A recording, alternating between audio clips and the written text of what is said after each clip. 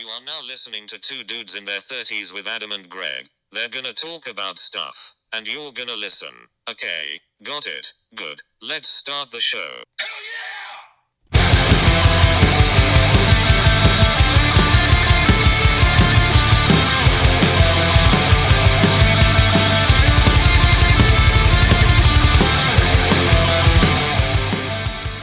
Hello. Hello. How's it going? Doing good. Good. How was your trip yesterday? It's good. Saw Grandma. Yeah. How's she doing? She's doing well. Went out and had some Chinese food to her favorite little buffet. Cool. Yeah. Can't she's beat doing well. Can't beat Pittsfield Chinese, right? Oh man. Every time we go over to see her, she's like, "Do you want to go get Chinese food?" And I think she thinks we love it or something. So like she wants to go there, or maybe actually I don't know. Maybe she likes to does she eat get like out that. on I don't know. Does she get out on her own though to go to that, or does she kind of need like the lift? Yeah, she hasn't driven her whole life, like her or my grandpa who recently passed. So like they were always either riding the bus or walking, and she's 85 now, so obviously she's not going to be walking to the Chinese food place. So No, probably not. yeah. What else is going on? How's your weekend? Oh man, it feels like it goes by way too fast. Yep. Every weekend. Especially now that you're back in the daily grind, right? Yeah. Yeah. How about you? You said it's Ashley's birthday today? It is. Yeah. Happy birthday, Ashley. It's Sunday, May 20th. So yeah, we're she's we were trying to this is an inside joke, but between you and I, but so she's 29 and 700 and something days. Let's see, hang on. She's 29 and 730 days, 31 days. There we go. So yeah, I think listeners can figure that out. yeah. So yeah, I think I don't know if we probably don't have to shoot the BS too much. I think we can probably just get right into it and talk a little bit about our guest this week, who is Michael Scoville. I don't know. Mm-hmm. I never really clarified with him whether he goes by Mike or Michael, but I think all his social media is like Michael. So we're gonna go with Michael from the Albany hardcore band One King Down. When I kind of was like, hey, let's talk to this guy. Like, what'd you think about that? I had to like look in. I was like, "Who is he?" So I did a little bit of research and saw he was a guitar player for the band One King Down back in Albany.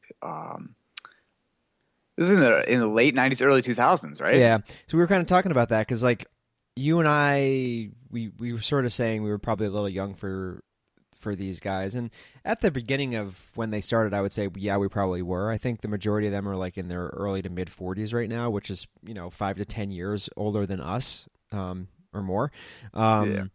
But so when they started in like the mid 90s, we were like, you were young. We were like 11, 10, 11, 12, something like that. So we probably weren't going to be going to hardcore shows on New Scotland Avenue or on Lark Street back then.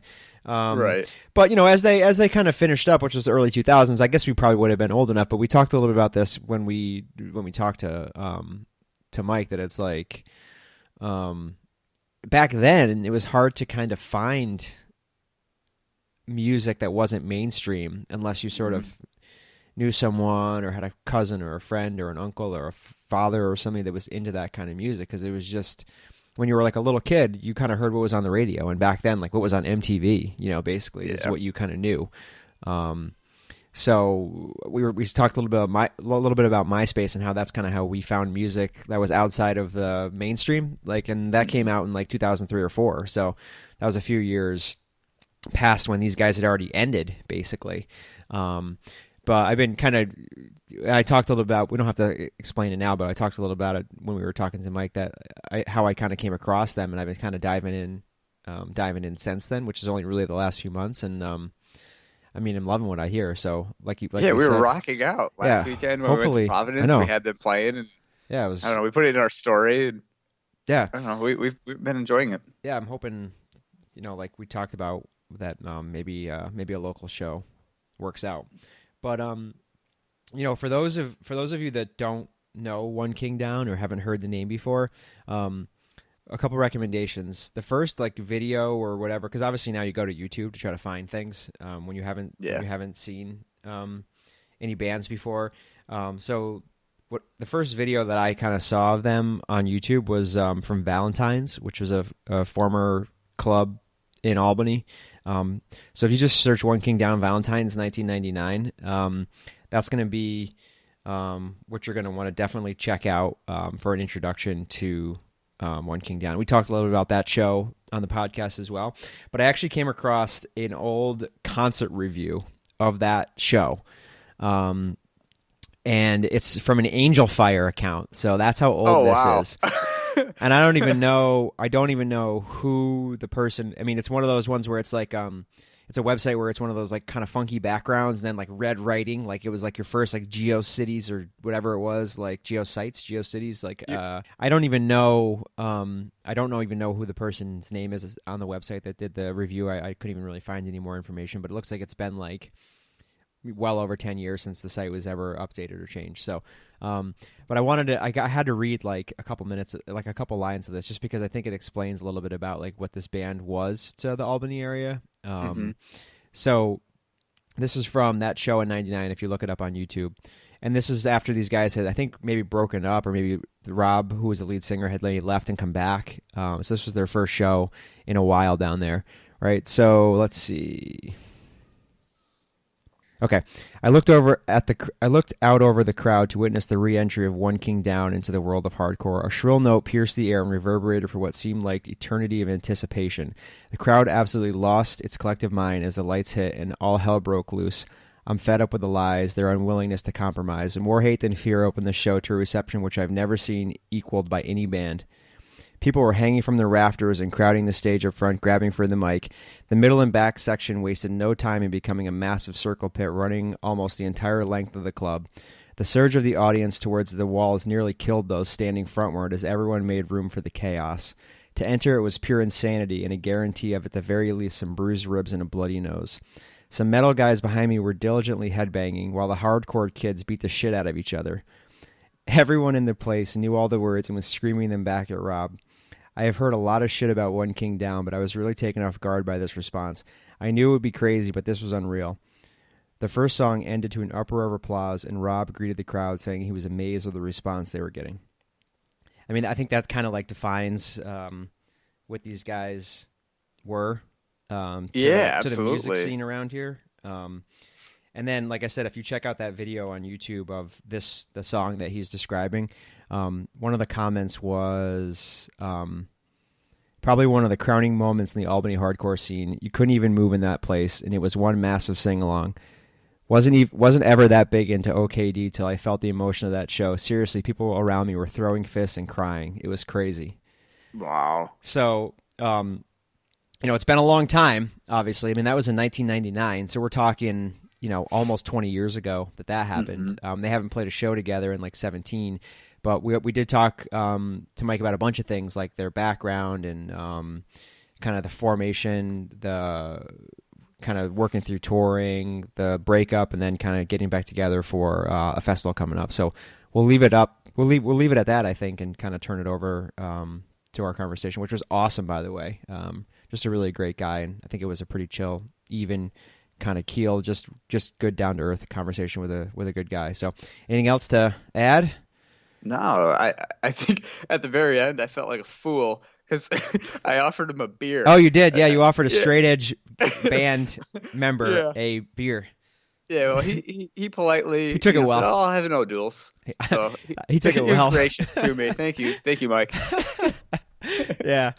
We talked a little about that too, because like you and I like are on the very, very periphery of hardcore. We like heavy music, but I don't know that either one of us are probably like have been really big hardcore fans, right?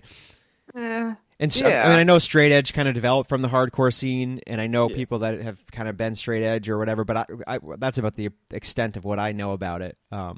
So yeah, that was funny. Yeah. Well, I think it's cool though, because like, we did kind of get into a little bit about how back in the day, like it could be kind of militant at their shows where people were like, if you're not straight edge, like you're getting in trouble in here, basically. He even said like a show had stopped at one point where there was a fight between people that were straight edge and not straight edge. And I think, when you're 17, 20, 21, like you definitely can have that in you. But But at the same time, like he's now I think 40 and we're like in our mid 30s. Like it's nice to know that you can have a conversation with people that have different viewpoints, and just talk about things and still like respect people as people regardless of what their beliefs are. So I think absolutely. that was kind of cool. So anyway, here's Mike Scoville from the Albany hardcore band One King Down.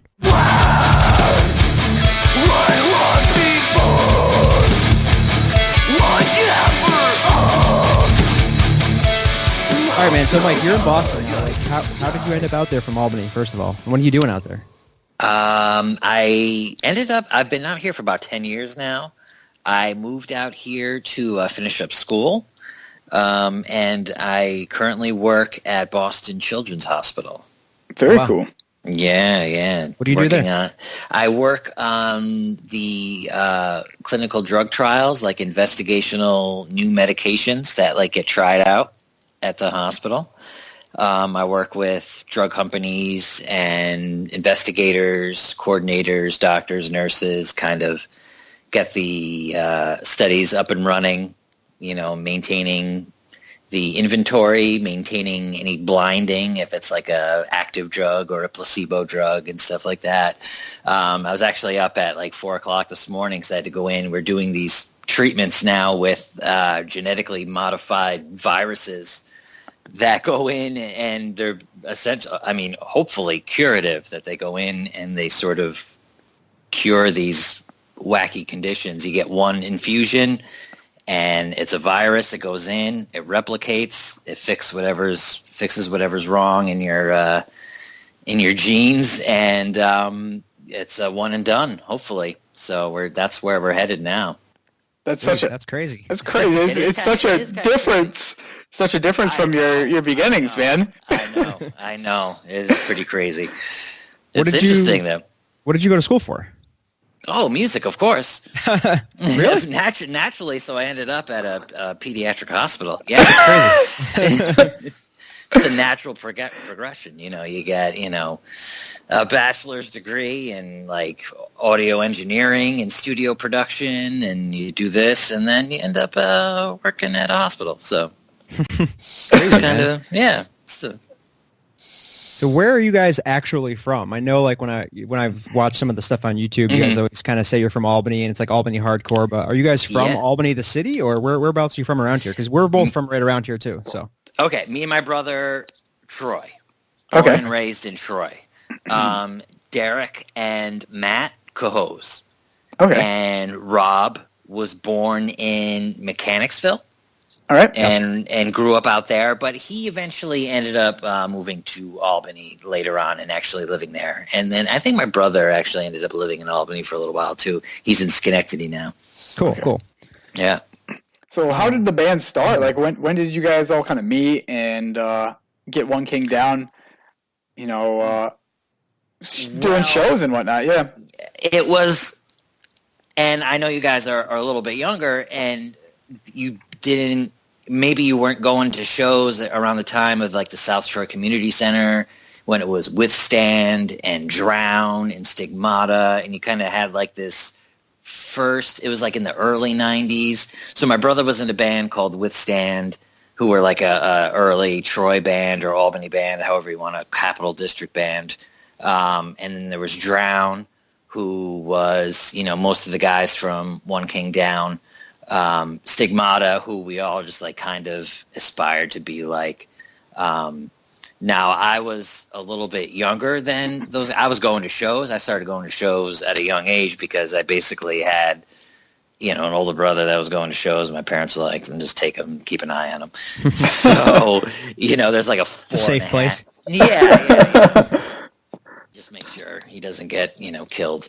So there's about a 4.5-year difference between me and my brother. And so when he was asked to fill in on bass in Drown, so my brother played bass in Withstand, and then he was asked to fill in to play bass for Drown. Some of the guys in the band were coming around the house more often, and I was playing guitar. I was trying to get my own band off the ground. And, they'd stop by, and when I knew they were around, I'd, like, crank my amp up a little louder and just be like, check this out, just like see what I've been working on, and I'm like still in high school and, just like awkward. And I became friends with, those guys and Derek, especially he was, he was very interested in, some of the stuff I was writing. And he called the house one day and I answered and he's like, hey, Russ quit the band. We're going to be looking for a new guitar player. And I was like, this is it. This is my chance. I was like, can I try out? He's like, nah, you're in. Put your brother on the phone.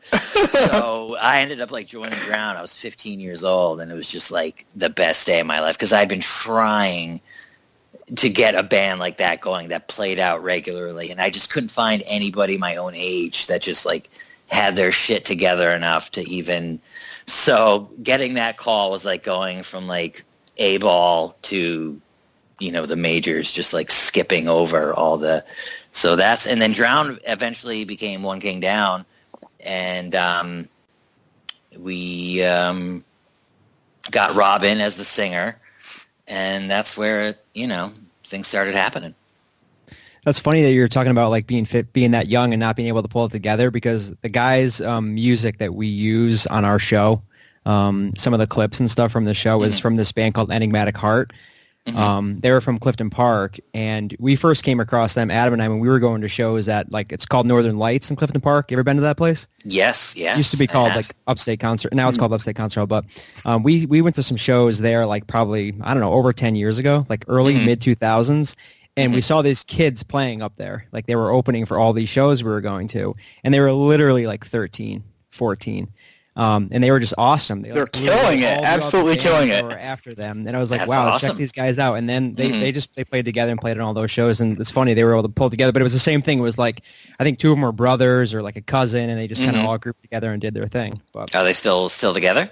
they're like in their mid-20s now. I think they all went to college and did the thing, and they actually came back and played they played like a little reunion show in Albany. Albany had one of those emo nights. Have you heard of those things at all? I have, yeah. They have them out here too. They play one at this place called the Fuse Box. It's called now, which used to be the QE2. Yeah, that's what I thought. Yeah, I was going to ask you about. But so they played there with a couple other bands, and I actually just reached out to them. And I was like, "Hey, we're looking for some music for the show. We saw you guys. Can we throw it on there?" And they're like, "Yeah, whatever you need." So it was kind of awesome, kind of cool. So I was actually, you kind of answered one of my questions, but I was going to ask you like how you actually got into hardcore, because like in 2018 with YouTube and like everything else, like get into anything, you know what I mean? You can be into hardcore like a couple days if you really want to like grind it out, you know? You could, yeah. Whereas really. like in the early to mid 90s, like it was mainstream music. Like unless you had somebody that, could introduce you to it, I don't know how you heard it, but obviously it sounds like that connection was through your brother, right?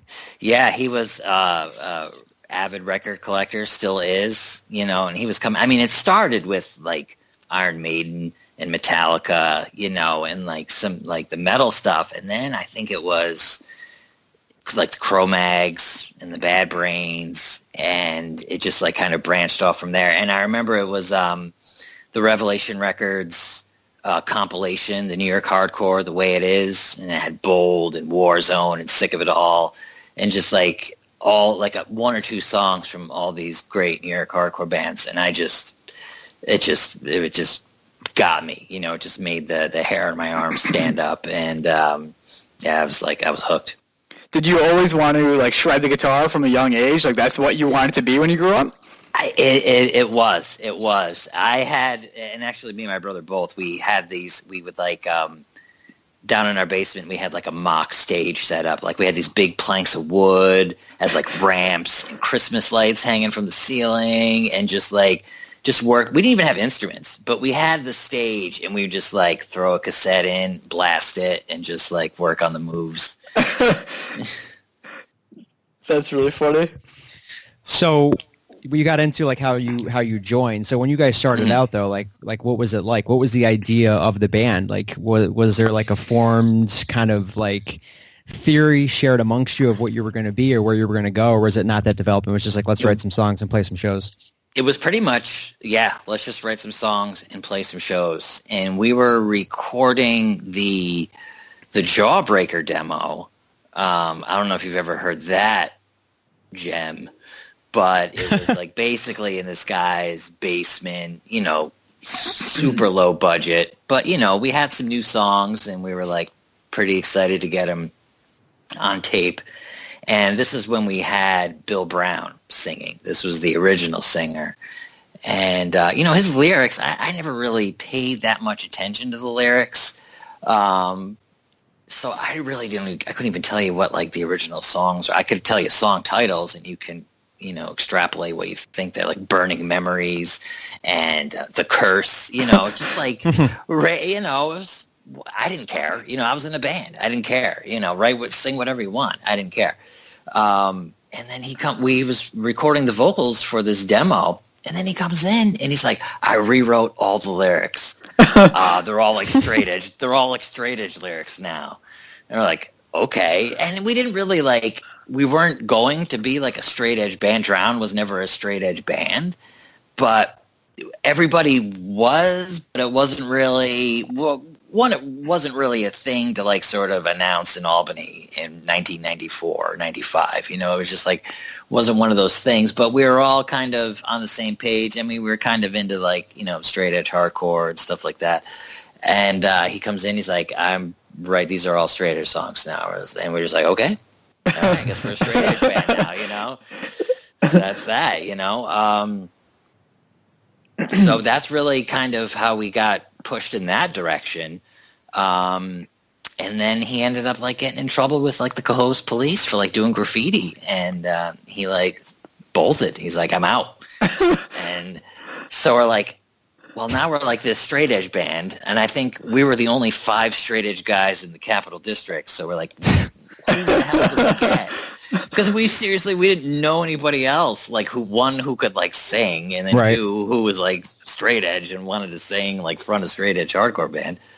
And then Rob was, around. Rob would go to shows.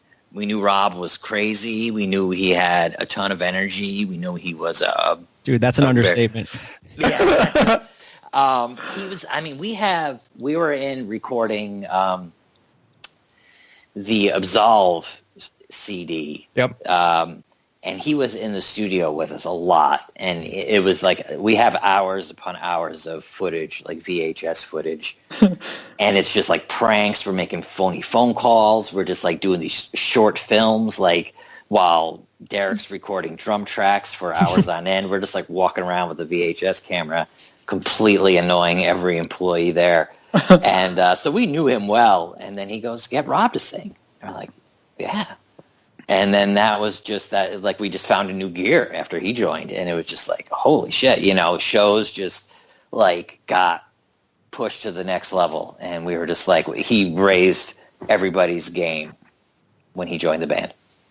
I'm pretty ignorant of hardcore, I guess, in general, but like straight edge hardcore is definitely like a pretty serious subgenre of hardcore in general, right? Mm-hmm. Yeah, I mean, you had, I was never a big into Minor Threat, maybe just because I was maybe too young, or I just skipped that phase. But the Youth of Today, casual fan. But like the Earth Crisis, that was like in my wheelhouse because it was like more like metal, So it was, you could take, you could really be militant about it. You could be a little more understanding about it. Right. I mean, it depends really what house, what when you're 20 and you're really sort of pissed and it's us against the world, your stance is going to be way more extreme. Hard. Yeah, extreme. Yeah, you're really calling for blood. So, but I mean, I saw that news clip. What channel was that from again? The famous One King Down news clip. Was that like Channel 10 or something? That was what Channel that? 10. Yeah, okay. yeah. And I remember, I don't remember who it was. I don't know if it was you or somebody at the end was talking about like if somebody walked in with a cigarette, like they might get ripped out of their mouth and it might be like a fight. That was me.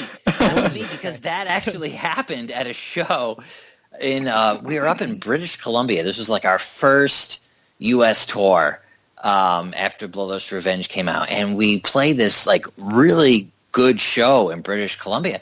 And like the straight edge scene up there was like pretty intense. And this dude walked in with a cigarette and it got like ripped out of his mouth. And there was like this fight. You can see that show on YouTube. Yes, look it up, because there is a spot where the music stops because there's a big fight at this show. And the straight edge dudes just like, not in my house. They weren't having it. They weren't having it. So that like came from that memory was like fresh. I was like, the cigarette will literally get ripped out of your mouth. That's funny, man. We literally just got back from a show in Providence. Greg was saying, it looked like the guys were having the time of their lives. Like they were out there just having a blast. Like some of these young guys, I think it was their first tour and stuff like that. Yeah. So like kind of run us through, what were your thoughts and feelings and like experiences on like your first tour out there?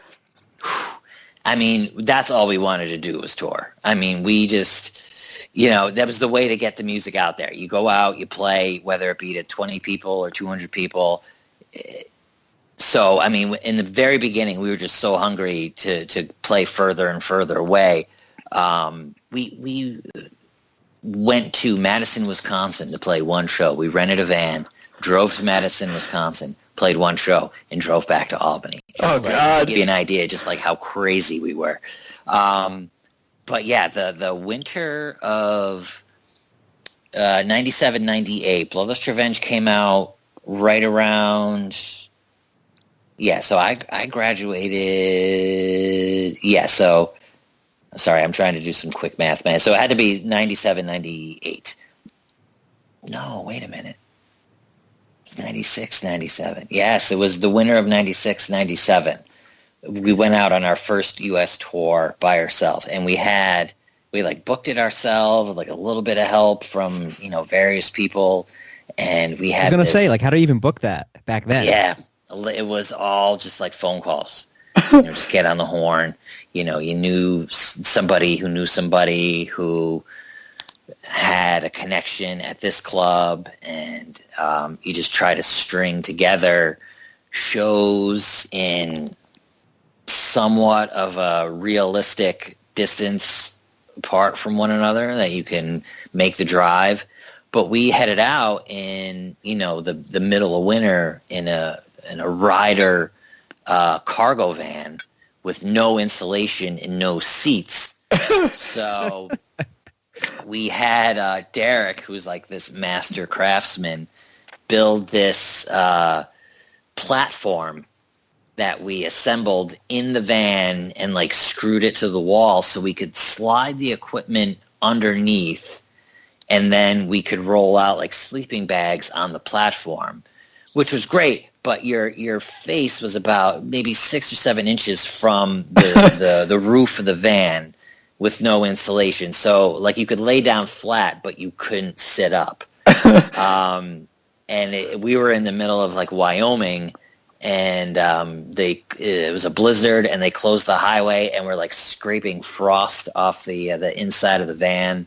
Oh my God. Yeah, but we didn't care. That's the crazy part. It was like we were just so hungry to get out there and play. It was like we got to keep driving. We got to go, and we just put on thousands of miles, and we made our way, to Seattle and British Columbia, and I think we had a couple of California shows, and we stopped in Arizona to visit Bill Brown, who was living in like Phoenix at that time. So we stopped and saw him, and then our next show was in Tallahassee, Florida.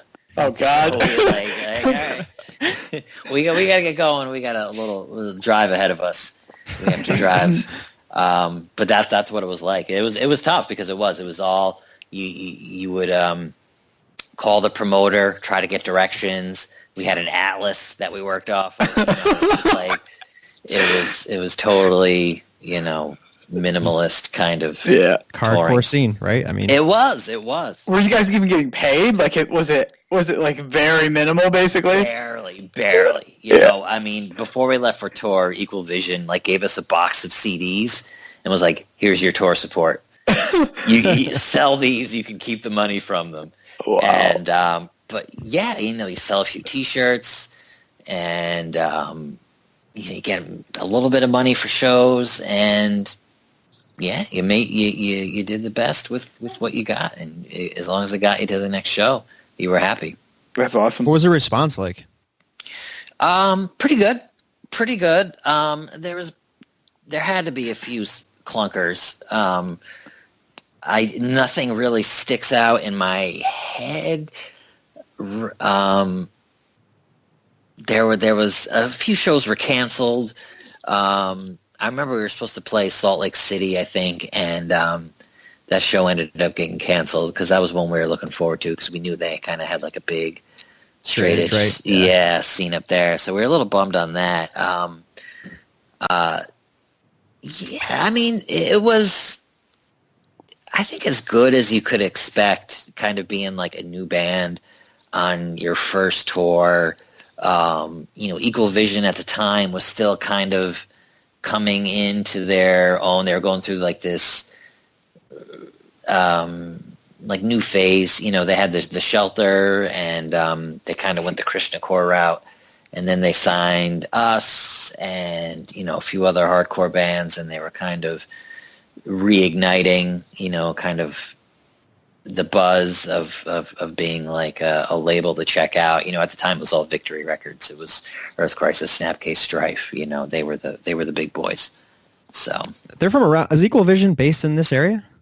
They at that time they were down in like Hudson, New York, but now they're over by like Crossgates Mall. They have this huge warehouse. Gotcha. They actually, this band Limbs that we saw in Providence last week is on their label right now, and they just came out with their premiere this past fall, and they're really good. Cool. I check them out. Yeah. I want to get back to touring because I want to ask you about some of the international stuff too, but I didn't want to forget, you mentioned British Columbia. I had to tell you how I came across you guys. Obviously, you had the Albany connection, but like my wife and I were in the hospital like late last year with waiting for our second kid to be born. And just like laying around. I'm like doing the nervous dad thing, and then she's born, and then like for 3 nights we're just like up all night, right? Yeah. So I'm like on YouTube just nonstop in between, like every 2 hours she's getting up, and I got like sucked down this rabbit hole of Maddie Matheson. Oh, okay. The chef from Toronto area. Yes, he's on like Viceland. He's got like a TV show, and whatever. So I got like totally sucked down this Maddie Matheson rabbit hole, watching like every YouTube video I could find, and then I listened to like a couple podcasts that he was on, and he started mentioning one of them was this podcast that talked. It was about food, but also about music. He's a big music guy, and so. He started talking about how he's like a hardcore kid, and he's from just over the border in Canada, from Buffalo. And he mentioned like his first bands that he was listening to, and he mentioned One King Down from Albany. Oh, cool. He was like yeah, like he said you guys named like 10 times, and he's like he'd drive out to like Albany to see you, he'd drive out to Syracuse, he saw you in Buffalo. Like, so he just kept throwing your name out there, and I'm like, I got to check these guys out from Albany. I'm like, whoa. And then I happened to see when you guys announced This Is Hardcore, he put something up on his Instagram about how his kid was like excited that you guys were playing. Yes, we saw that too. I got to check this out. Like, he's like a massive fan. So I was like, I had to tell you that. Like, I was like, holy crap, these guys are like from right down the street here, and this dude, Toronto, this random chef, he was all tatted up, and he was like I think he was like the furthest thing from straight edge for a long time. He was like in a little bit of trouble, but I think he's sober now. But anyway. Yeah. So getting back to the touring, obviously on YouTube you could find some of that stuff from like Germany and like the other. How did that end up happening? The first time we went over to Europe, it was part of like a package tour with 2 other bands from Equal Vision. We went over with 10 Yard Fight and Hands Tied. So that was they used a European booking agency and set it up. It was like 3 weeks. And that was during a time when there was like that youth crew sort of revival was going on. And that was, Hands Tied had, some of the guys from Mouthpiece, 10 Yard Fight were kind of a throwback to sort of the youth crew thing. And then you had us, the metal kind of hardcore band. So some of the shows were pretty like split. It was like clearly a more metal audience or clearly a more like old school youth crew audience. And it was funny because it was night to night. You didn't really know what kind of crowd was going to be there. Some nights it was just like completely bonkers for us. And then some nights it was just like crickets, and I remember one show vividly. We were just like, we stopped a song and it was like silent. And this guy in a foreign accent from the back of the room goes, "Fuck metal." All right. Great. Gotta go. Just trying to get our shit in here, man. Give us a break. Yeah, I know. Come on, man. Just, Oh, man. Did you guys go to Australia too? We did. We did Japan, Australia, New Zealand in one long trip. We had just like 3 shows in Japan, and we did maybe, what was it, 5 or 6 shows in Australia. We did 2 shows in one day, like the day we landed. We were so like jet lagged, and we like got off the plane. They drove us to one venue. We played like a matinee, and then we had to play again that night, which was kind of surreal. I just remember being so tired. And then we went to New Zealand because we actually had these 2 guys from New Zealand roadie for us a few years before that. These guys were just like, they loved hardcore, and they would just buy plane tickets and come to the U.S. and hang out and travel and just go to shows. Wow. And we ended up, they ended up spending a good amount of time in Albany. And they were just so funny. It was just like hanging out with like Flight of the Conchords. So we're just like, these guys are great. They were just like, their sense of humor was so dry. And they were in the States, and this was like pre 9/11, so you could just like come and hang out for like as long as you wanted, and nobody was really keeping track of, visas and things like that. So we took them on tour. These 2 guys, and they got to see, the best and the worst probably the country has to offer. We took them to Las Vegas and, just took them through the South, and, they got to see, they didn't really get paid, but they got, fed, and they got to see the United States, the good, the bad, and the ugly. And then when we went down to New Zealand, they... the one guy was the promoter down there, and he set up the shows, but he only set up the shows like Thursday, Friday, Saturday. So we played like 3 weekends. We were there for like almost 3 weeks. So like during the week, we just like stayed at his house. We just went to the beach. We relaxed. And then the weekend came. We went and we did shows just around the North Island. It was great. It was like part vacation, part tour. Any like odd challenges or difficulties that somebody like outside of the music industry would be surprised about that you guys kind of came across? I mean, at the time, the industry for hardcore bands was really sort of, it was like, at the time, Hatebreed was like getting scouted by major labels and stuff like that, which was kind of bizarre.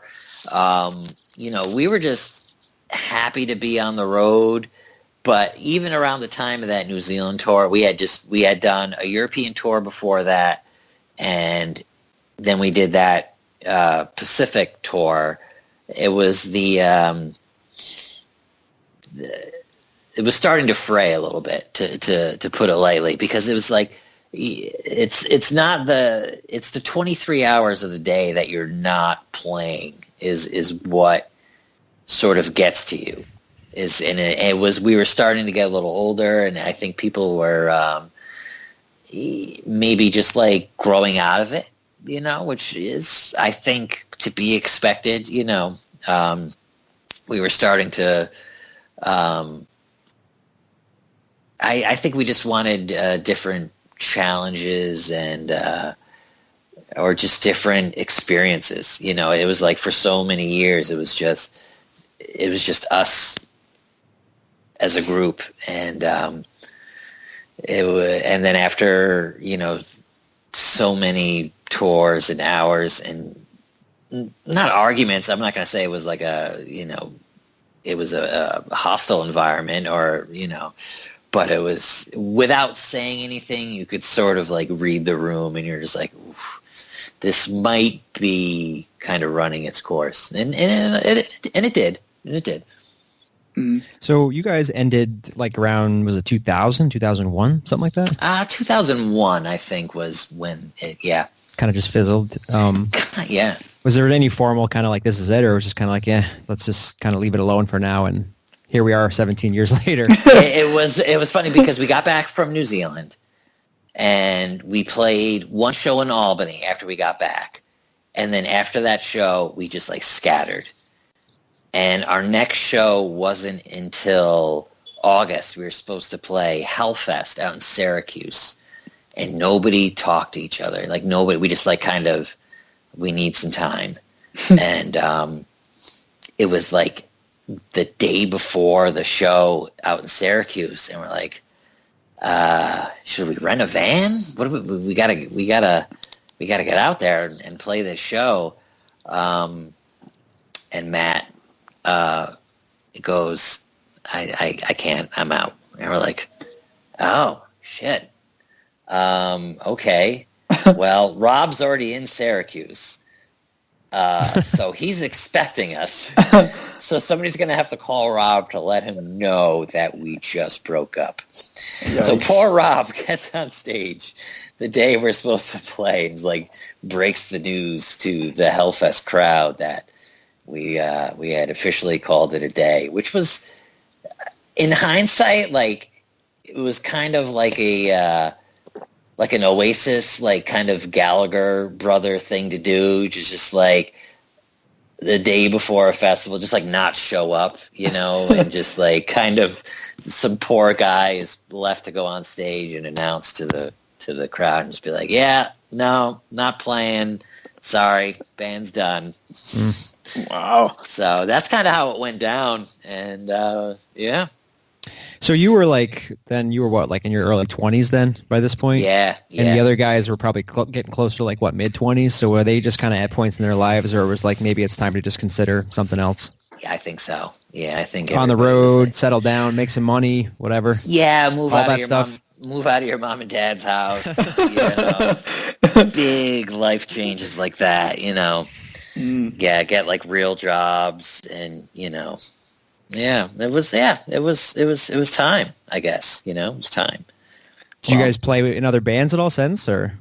Yeah, we all kind of did little things. Like Rob has been pretty active. He's, he sang for Most Precious Blood, and he sings in Recon now. Derek was in a band called The Promise, and he's got that new band called Born Low.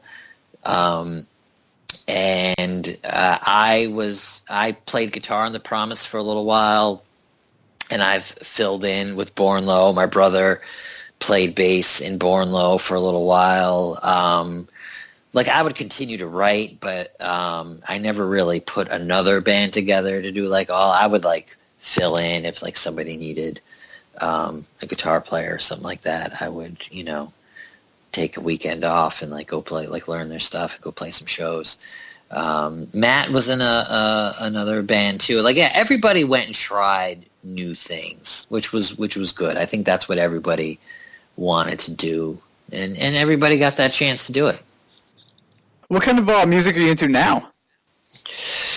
What kind of music am I into? I mean, I'm still kind of into a lot of the there's a lot of new bands that I've heard of and that I know that we're playing with at This Is Hardcore, and I haven't had a chance to really check them all out yet. But I mean, I'm still into the Cro-Mags and Jane's Addiction and Into Another and Pantera and stuff like that, kind of all stuff over you grew up with. Over the place. So yeah, stuff I grew up with. Yeah, I don't have. Yeah, I'm bad at checking out new stuff. I'm really bad at that. Is it true you tried out for the Foo Fighters? That is true. Yeah, I did. I did. That was one thing that What was that happened. like? Yeah. That was surreal. That was very surreal. It was like there was a brief time when One King Down was like broken up before we like got back together. And yeah, I'd heard that the guitar player for Foo Fighters quit, and I'm just like sitting in my house bored. I'm like, you know what? I can do this. I can do that job. So I'm like, I know enough. I'm like, somebody's got to know their manager. I go and I record like a CD of me just like playing the guitar, and I put together this like phony press kit with like a headshot and bio, and like lied about my age. I think it was like 21 or something at the time. I'm like, oh, I'm 28 years old, and I like send it out to their manager and stuff like that. And I'm just like, all right, yeah, just waiting for the phone to ring. And then like months go by, and I like kind of forgot about it. And then like they ended up calling me, and they're like, come out to Hollywood. And I was like, oh shit, like terrified. So like it turned into like a family vacation. Like my mom, dad, my brother, and I like go. We get a hotel, and they're like, oh, let's go to the Hollywood Walk of Fame. Let's go. And I'm like, I knew you were going to say that. Yeah, I'm like, meanwhile, I'm like Chinese theater. Yeah, like I gotta learn these songs. I gotta prepare to sing backups. And like this is great. So yeah, we go to this like rehearsal studio in like West Hollywood, and where we like roll up in the rental car, and like my mom and dad are driving, and like everybody's outside. So I'm like, keep driving, do not drop me off, keep driving. Good luck, honey. We go around the corner, kick my mom and dad out. My brother hops up behind the wheel. Then we pull into the parking lot. They were outside like getting their picture taken or something like that. So go in, and like I get my guitar and my effects and stuff like that. And I'm going and waiting and stuff like that. And yeah, like I wasn't sure if it was going to be like you walk in front of like 5 guys sitting at a desk, plug in, next, next. But it was like all the gear was set up. You go in, you kind of chat, talk, play. Kind of. It was crazy. It was pretty surreal. That's cool. Obviously, that's a life experience, right? Yeah, I know. And I was like huge Nirvana fan. I was really into like the first 2 Foo Fighters records. So it was like completely surreal to just like have the whole band there. Yeah, it was pretty wild. When they did not hire you, did you like go and burn all your records? I was pretty pissed. I'm never gonna listen to you again, Dave Grohl. They fucked up. Dave Grohl. God damn it. I know. I couldn't stay mad at them though. I couldn't, because they were like really nice. It was like if they were dicks, I'd be like, well, fuck them.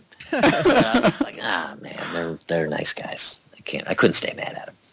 You actually reminded me about something when you said like before you made like your comeback or whatever. Like tell me a little bit about that '99 show of Valentine's, like the one that's on YouTube with. Yeah, that was fucking wild. Valentine's was such an interesting, eclectic place. Yeah, it was just wild.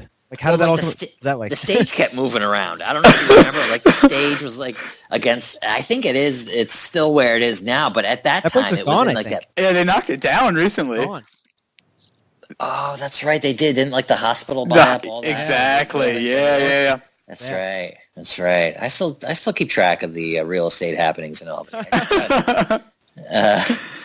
Yeah. So at that particular, it was like stage was in the back corner, which was great because it had like a longer sort of space to sort of watch the band. Whereas when it was against the wall, it was like kind of spread out more, like left to right, and you couldn't go as deep.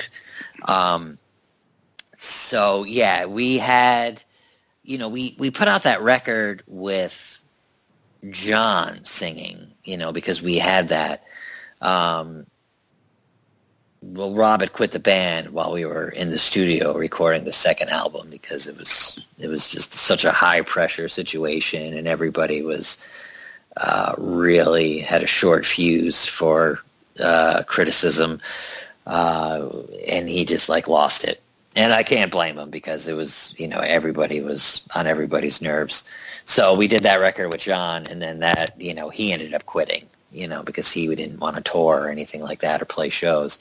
So Rob got back in the band, and we did that show at Valentine's in '99. And I remember it being so hot. So hot. Yeah.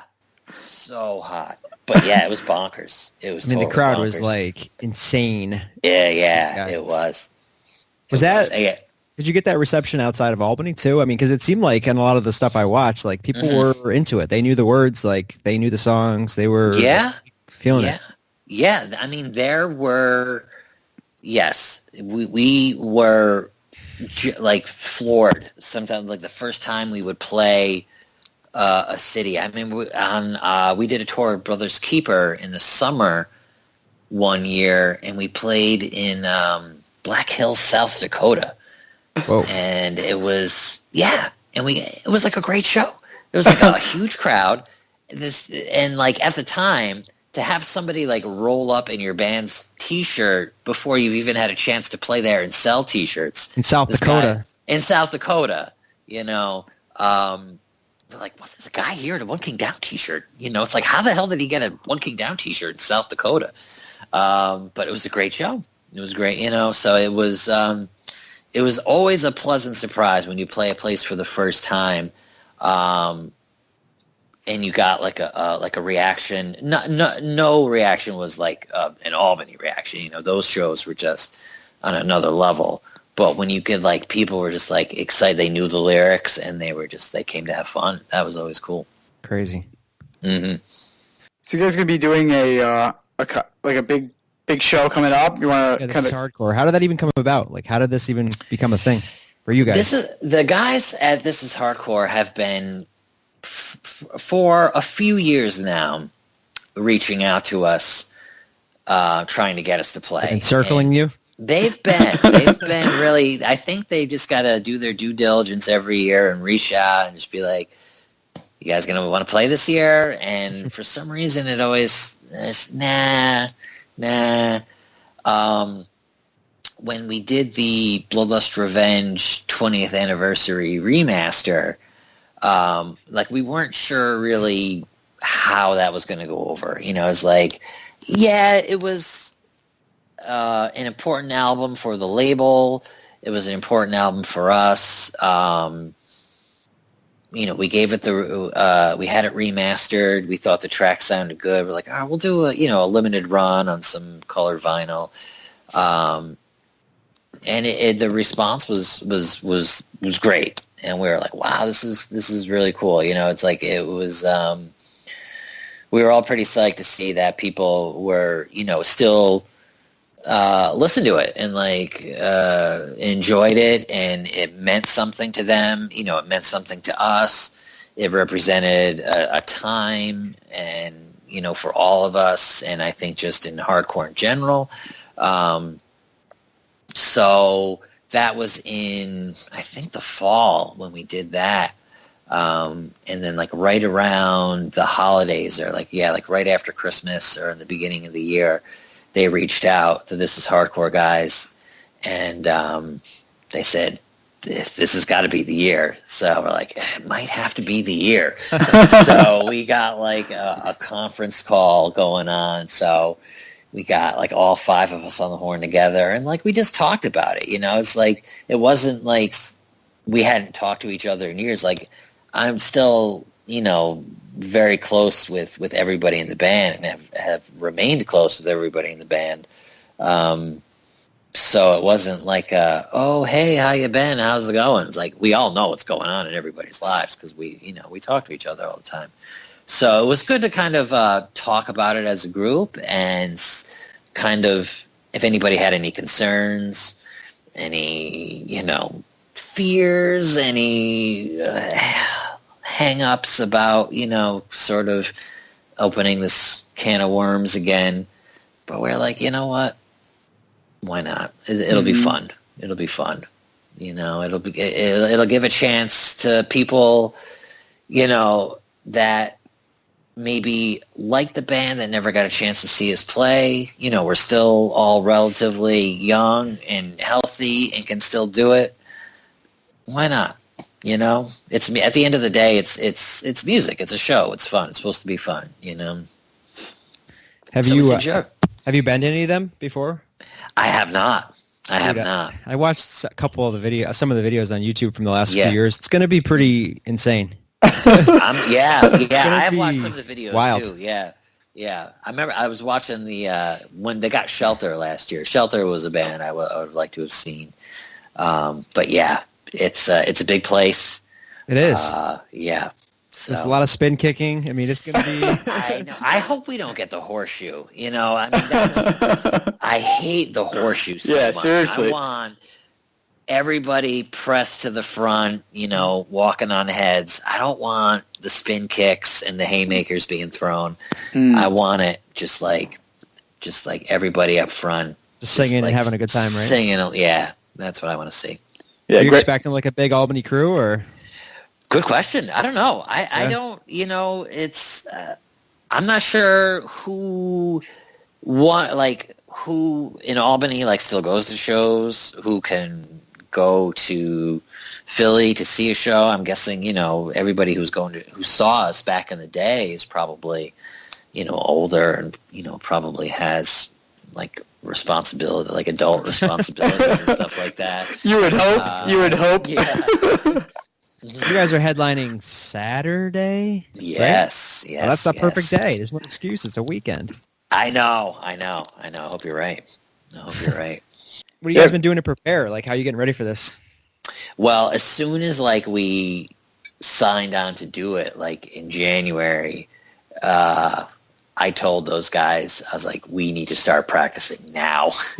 So I started making the drives out from Boston and just scraping the rust off, you know, because it had been so long since we played. I mean, just like the instrumental part of the group, you know, I am not worried about Rob at all. He is a well-oiled machine.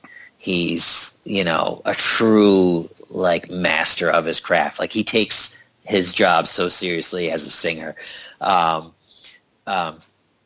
was not worried about that at all. I was worried about me, my brother, Matt, you know, the other guys in the band. So it was good to like get in a room, get that weirdness out of the way, kind of go through the songs and just kind of get a feel for them again, because we need to sort of get them to the point where we can play them without thinking about them like we used to, you know. Mm-hmm. So I've been going out pretty much like every month, you know, sometimes, you know, a couple times a month for a weekend.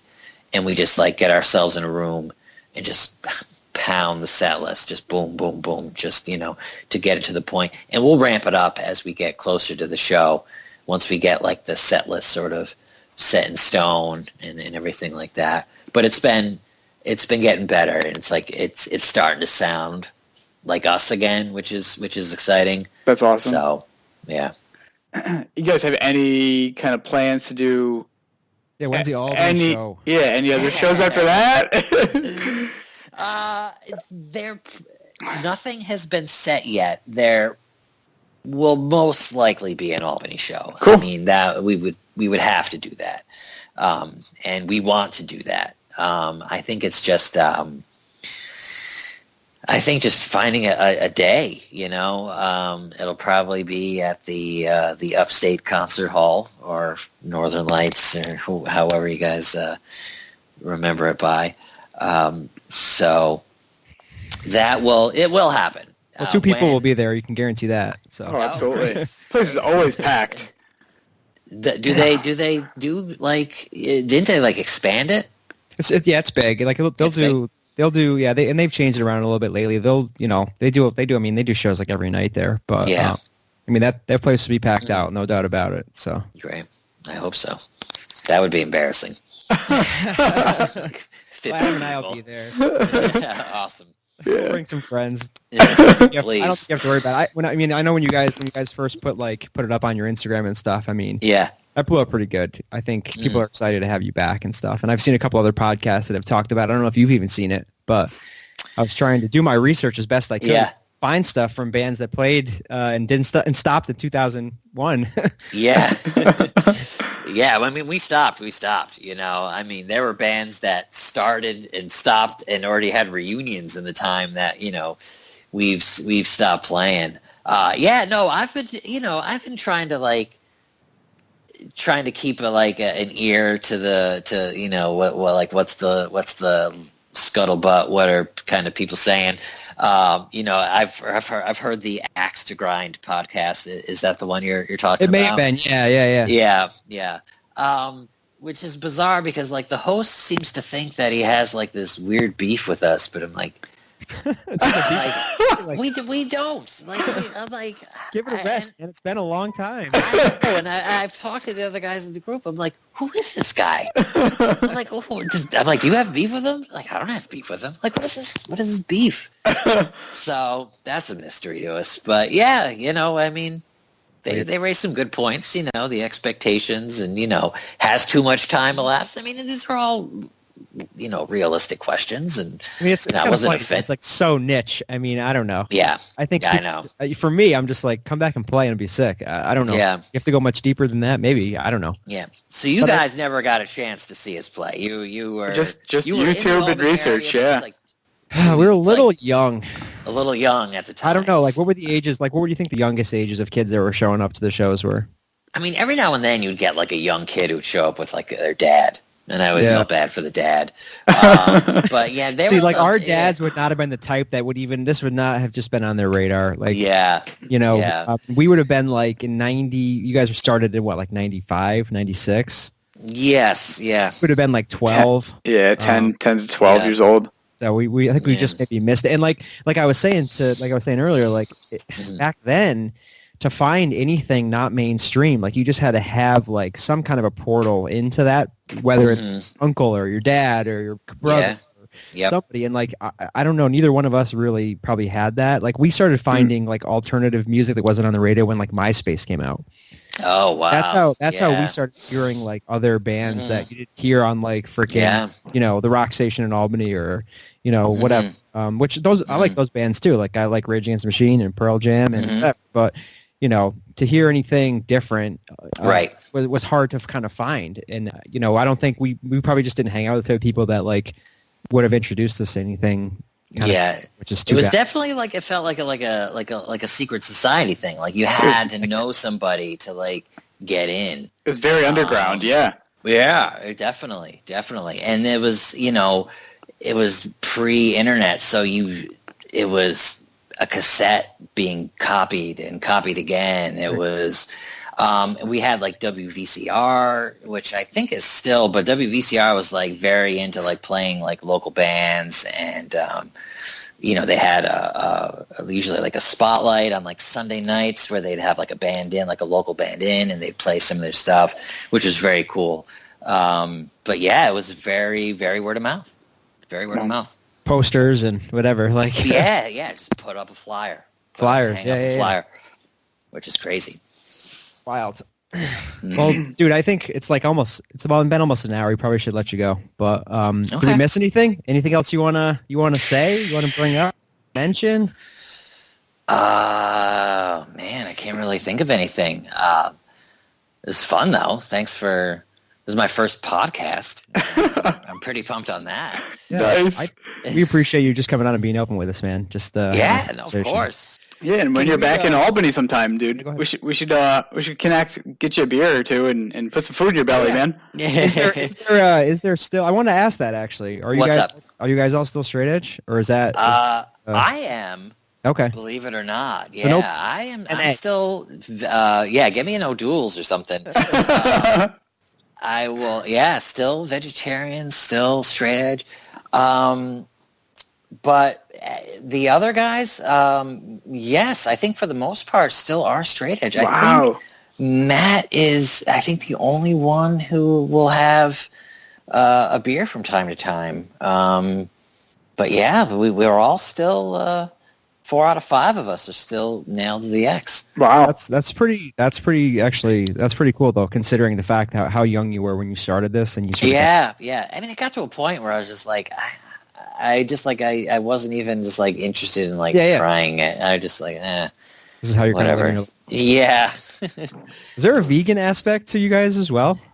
Well, there was. Rob was very into the animal rights. Because as I've listened through the songs a little bit more, I'm starting to obviously hearing those things as I start to make out, like, you know, some of the tones and whatever. So it's about that too. Yeah. So at the not everybody in the band was vegan. Not everybody in the band was even vegetarian at the time of those recordings. But we weren't, you know, about to, you know, censor Rob or have him change his lyrics because, you know, it didn't reflect the thinking of the other four.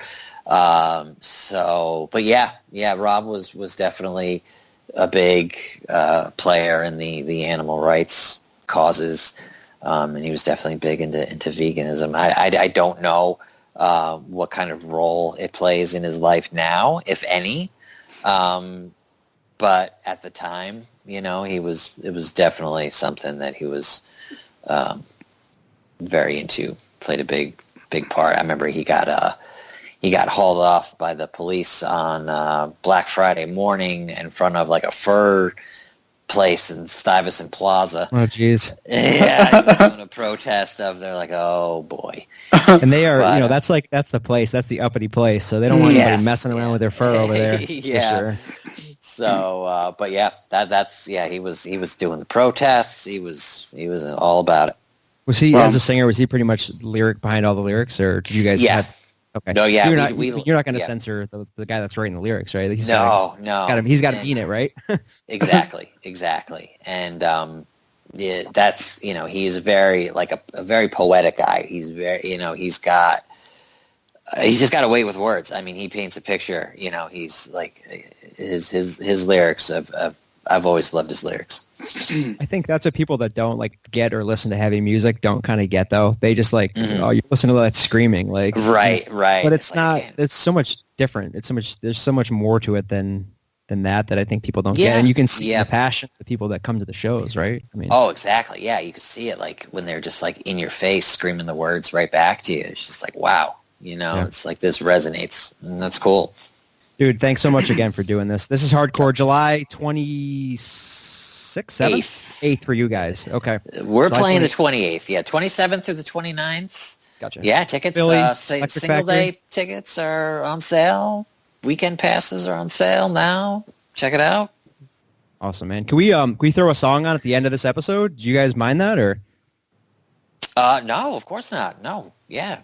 Awesome. Nice. Thanks, man. Dude. Thanks so much. We really appreciate it. Best of luck to you guys. We're going to be keeping an eye on things. Hopefully you guys pull the Albany one together. We'd love to be there in the front checking you out. Awesome. I think we'll make it happen. And cool. I'll be great. I hope to see you there. Awesome, man. Thanks for connecting. Of course. Thanks for reaching out. I'm glad we got a chance to do this. Thanks, man. Later. Yeah, All right, take it easy. Bye-bye.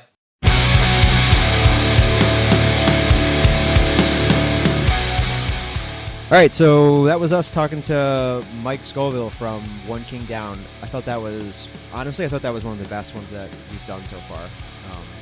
No offense to anybody else we've talked to. I think they've all been good and we've learned different things.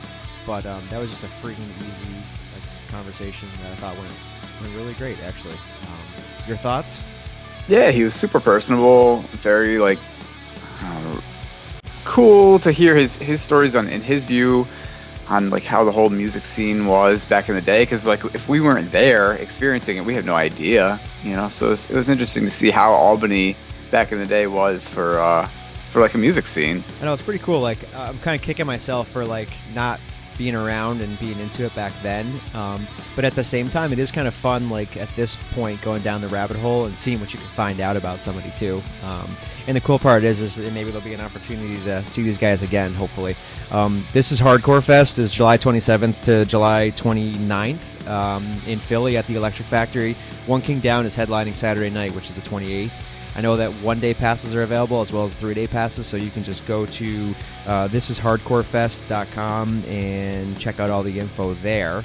And let's hope that they get up here and do an Albany show. July 28th is going to be Lucas's birthday party up here in Albany, so I'm not going to be able to make it down to check him out. because I can't miss a 3-year-old's birthday party for a hardcore show. I'd be in trouble for that. But hopefully they make it work up here in the Albany area. We can check them out as well. So, do you want to hit everybody up with our social media stuff quick, and then we can wrap this baby up? Yeah, check us out, 2dudes30 on Instagram, on Facebook. I had our iTunes account, SoundCloud, Spotify, anywhere you hear your podcasts at. And if you want to drop us a line, 2dudes30@gmail.com. We'd love to hear from you. But I think that's this week. Greg, what song do you want to end with? Yeah, so we are going to play One King Down at the end.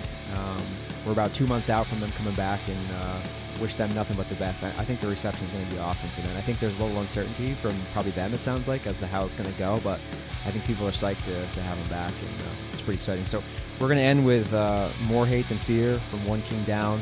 We're going to say thank you again to all you guys for checking us out. And for the new listeners, if you like what you hear, go ahead and subscribe to our show in Apple Podcasts. Leave a rating and review. We'd appreciate that very much. Adam, have a wonderful week, and I will talk to you soon. Absolutely, dude. Looking forward to next week. Later, man.